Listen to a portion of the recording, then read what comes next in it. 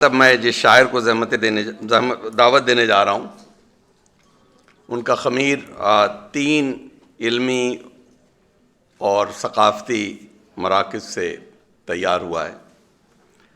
مصفحی کے وطن امروہہ ان کا دادیال، سر سید کا چمن علی گڑھ ان کا نانیال، اور غالب کا مسکن دہلی ان کی تربیت گاہ۔ تینوں مراکز کی ادبی و تہذیبی جو روایات ہیں ان کو وہ سینے سے لگائے ہوئے ہیں، بڑی احتیاط سے غزلیں کہتے ہیں، اور مشاعروں میں بہت مقبول ہونے کے باوجود انہوں نے مشاعروں کی ضرورت کے تحت اشعار نہیں کہیں، پھر بھی ان کا گراف جو ہے بڑھتا جا رہا ہے۔ اور دو شعری مجموعوں کے خالق، بڑا دلآویز کلام، خوبصورت ترنم، ہماری شہر میں پہلی بار آئے ہیں، اقبال اشہر صاحب، استقبال کیجیے، تشریف۔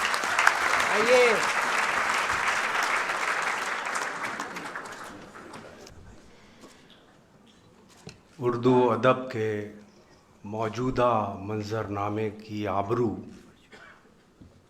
صدر محفل جناب گوپی چند نارنگ صاحب، معزز خواتین و حضرات،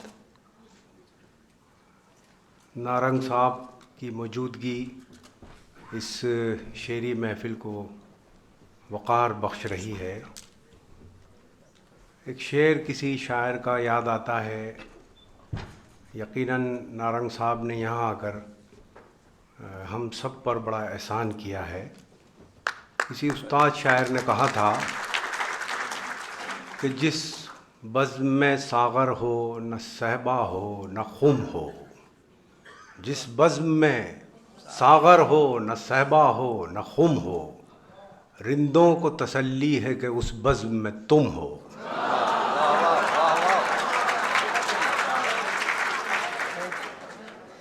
میں چند شعر آپ کی خدمت میں پیش کرتا ہوں۔ ہماری بہن نے بڑی معیاری شاعری پیش کی، اور میرا ظاہر ہے کہ میں چاہتا ہوں کہ چند شعر آپ کی خدمت میں پہلے پیش کروں۔ عرض کرتا ہوں کہ یہ بات الگ ہے کہ تم نہ بدلو مگر زمانہ بدل رہا ہے۔ یہ بات الگ ہے کہ تم نہ بدلو مگر زمانہ بدل رہا ہے۔ گلاب پتھر پہ کھل رہے ہیں، چراغ آندھی میں جل رہا ہے۔ یہ بات الگ ہے کہ تم نہ بدلو مگر زمانہ بدل رہا ہے۔ گلاب پتھر پہ کھل رہے ہیں، چراغ آندھی میں جل رہا ہے۔ گلاب پتھر پہ کھل رہے ہیں، چراغ آندھی میں جل رہا ہے۔ کسی دیوانے سے کم نہیں ہے یہ میرے اندر کا آدمی بھی، کسی دیوانے سے کم نہیں ہے یہ میرے اندر کا آدمی بھی۔ ادھر میں پھولوں کی چھاؤں میں ہوں، ادھر وہ کانٹوں پہ چل رہا ہے۔ کسی دیوانے سے کم نہیں ہے یہ میرے اندر کا آدمی بھی، ادھر میں پھولوں کی چھاؤں میں ہوں، ادھر وہ کانٹوں پہ چل رہا ہے۔ تجھے بکھرنے سے کیا بچاؤں میں خود بھی تقسیم ہو رہا ہوں۔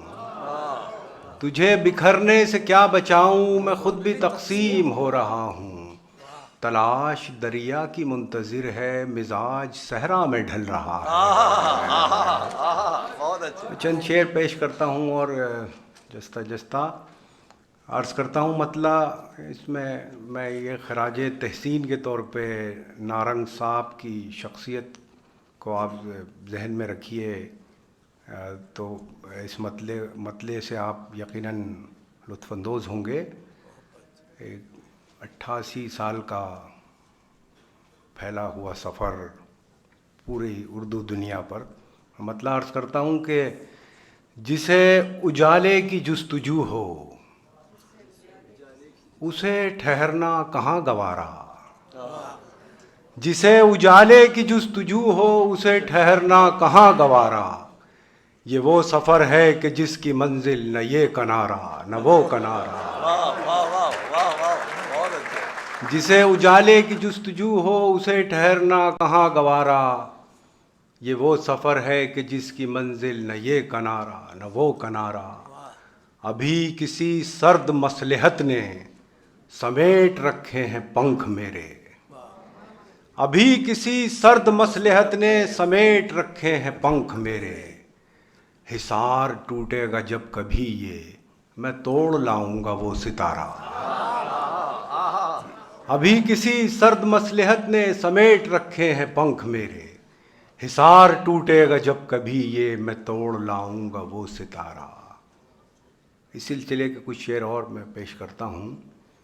مطلب عرض کیا ہے کہ کہیں مہکتی خاموشیوں میں، کہیں چمکتی صداؤں میں ہے، کہیں مہکتی خاموشیوں میں، کہیں چمکتی صداؤں میں ہے، تم ایک منظر میں ڈھونڈتے ہو مگر وہ چاروں دشاؤں میں ہے، تم ایک منظر میں ڈھونڈتے ہو مگر وہ چاروں دشاؤں میں ہے، تم ایک منظر میں ڈھونڈتے ہو مگر وہ چاروں دشاؤں میں ہے۔ ہم لوگ ہندوستان میں رہیں یا پاکستان میں، ہمارے کچھ مسائل مشترک ہیں، کچھ درد مشترک ہیں، میں اسے غزل بناتا ہوں۔ دیکھیے، تم ایک منظر میں ڈھونڈتے ہو مگر وہ چاروں دشاؤں میں ہے، اب اس تذبذب سے تھک چکا ہوں، اب ایک طرف ہونا چاہتا ہوں، اب اس تذبذب سے تھک چکا ہوں، اب ایک طرف ہونا چاہتا ہوں، کہ مدتوں سے وجود میرا نہ دھوپ میں ہے نہ چھاؤں میں ہے۔ جناب صدر کے حکم کی تعمیل میں اس نظم کا عنوان ہے اردو۔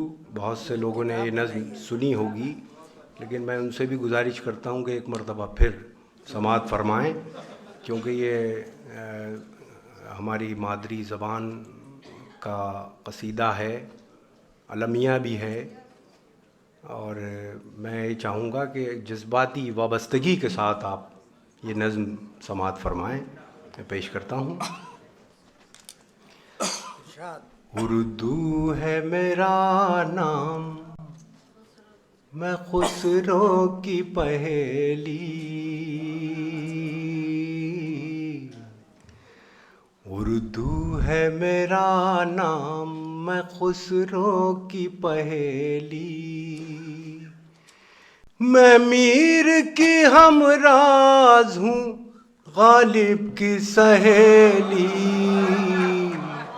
اردو ہے میرا نام، میں خسرو کی پہیلی۔ اس طرح نہ سنیے گا یہ جیسے ابھی آپ نے مطلع سنا ہے۔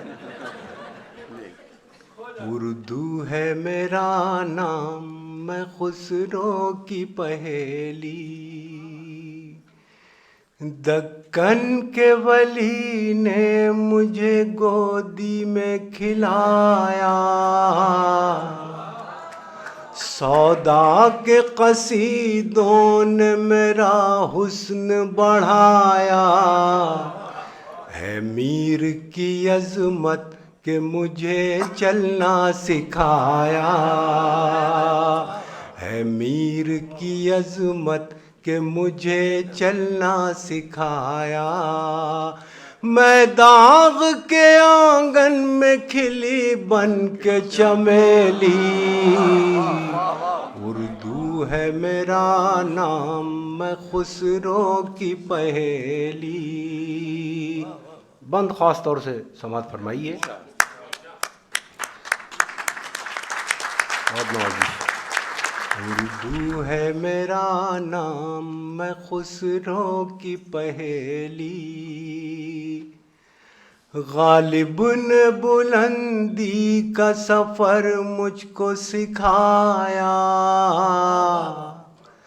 حالی نے مروت کا سبق یاد دلایا، غالب نے بلندی کا سفر مجھ کو سکھایا، حالی نے مروت کا سبق یاد دلایا، اقبال نے آئینہ حق مجھ کو دکھایا،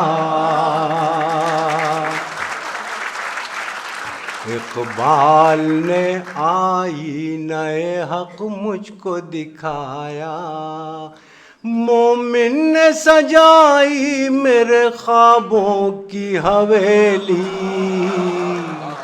اردو ہے میرا نام میں خسرو کی پہیلی،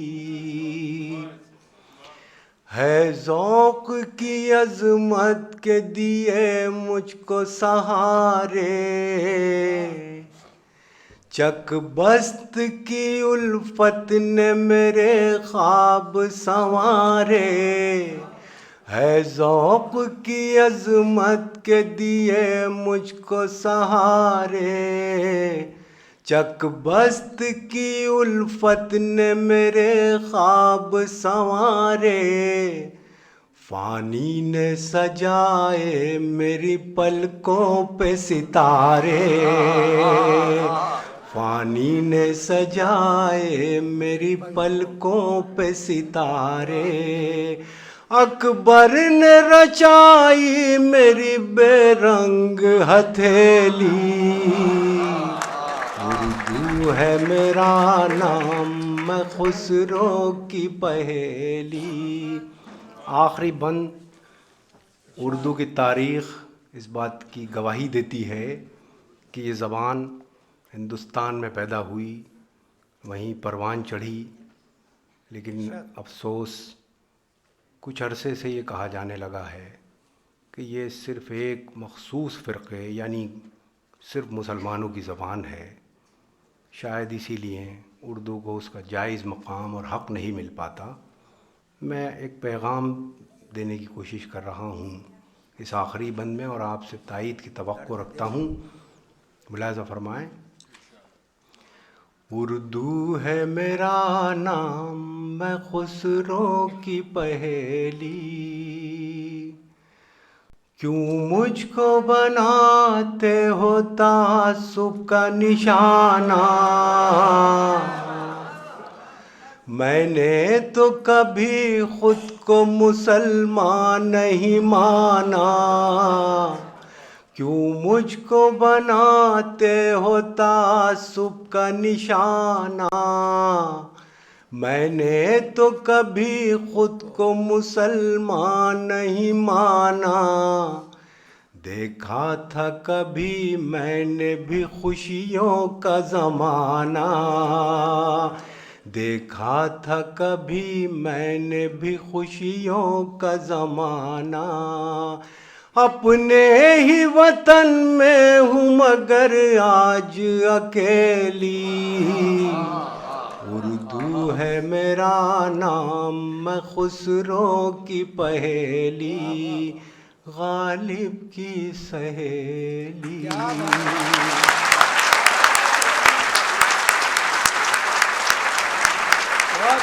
واہ واہ واہ واہ واہ واہ واہ واہ۔